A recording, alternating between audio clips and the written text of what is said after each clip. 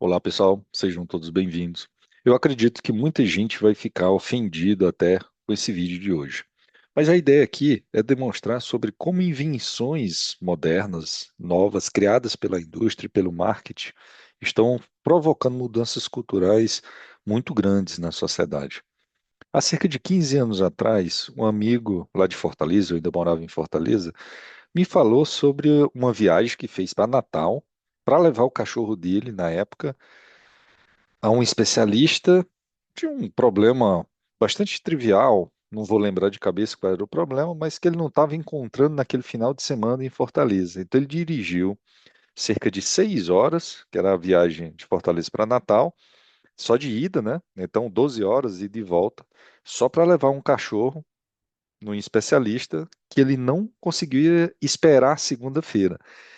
E eu achei aquilo bastante curioso. Na época, eu ainda não estava percebendo essa criação da figura do pet, que é uma invenção da indústria. Não existia isso há 30 anos atrás aqui no Brasil.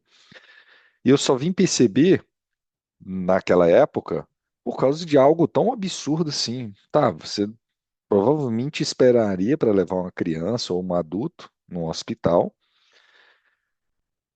na segunda-feira, quando tivesse a disponibilidade, ou na próxima consulta. Quem infelizmente vive com SUS, inclusive, tem que esperar em algumas especialidades por meses. Eu achei aquilo bastante curioso, mas passou. Realmente ele gosta bastante desse bicho. É curioso esse comportamento. Só que ao longo do tempo, a coisa foi saindo do controle. Hoje, você leva o cachorro no pediatra, que eu já chamo de pediatra de cachorro. Você leva no psicólogo, tem hotel, tem spa, faz massagem, terapia. Saiu do controle. Eu vejo aqui em volta os adultos que antes não faziam isso se comportando como crianças, e idosos, inclusive, tratando o bicho como um ser humano, uma criança. E você vê que cada vez mais a indústria vai crescendo essa instituição em volta.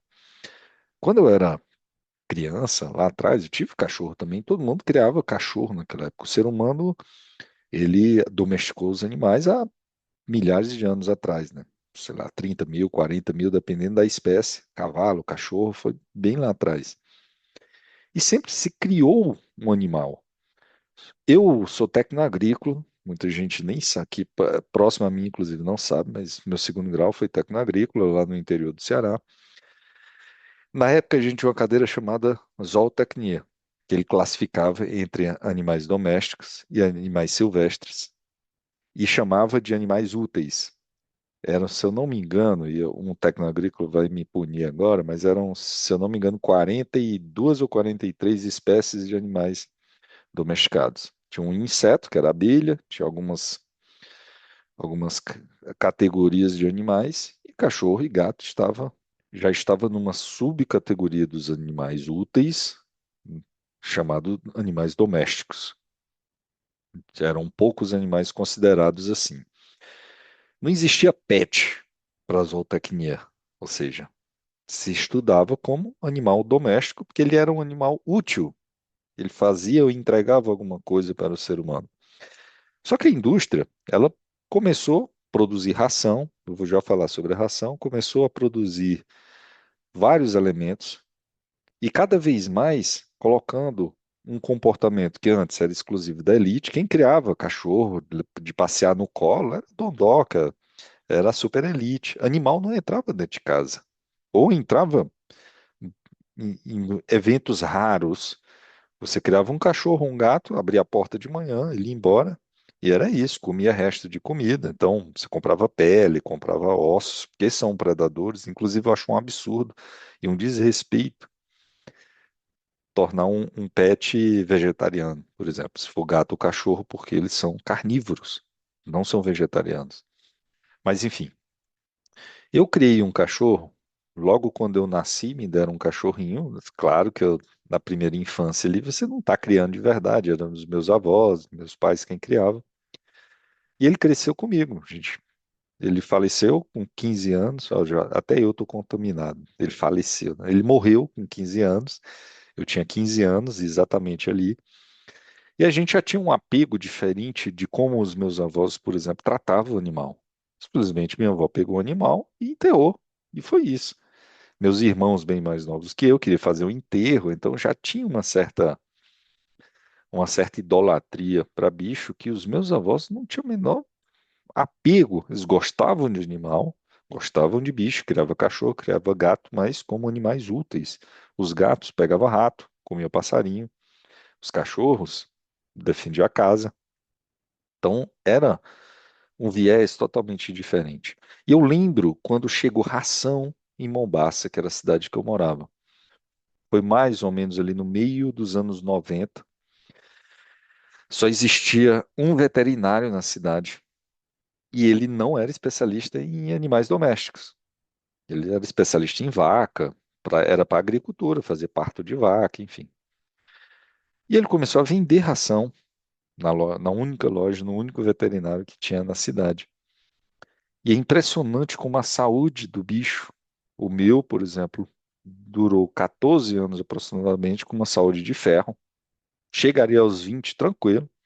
Em um ano se degradou de tal forma, alguns vão dizer, mas a ração naquela época era muito ruim. Não só isso, com certeza era muito ruim.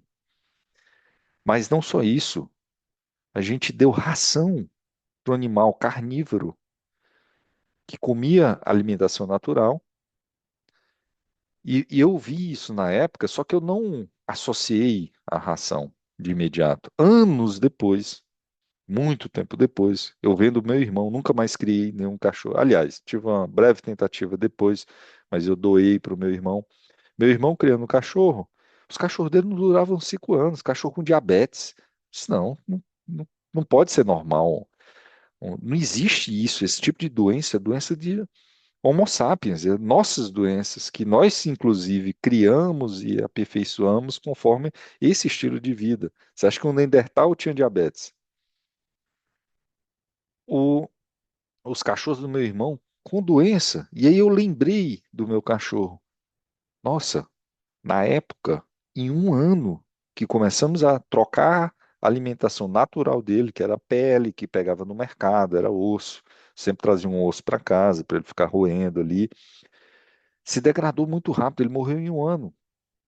Morreu em um ano, pegou infecção grave na época, não se curava, não. E o único veterinário da cidade não era especialista, ele morreu.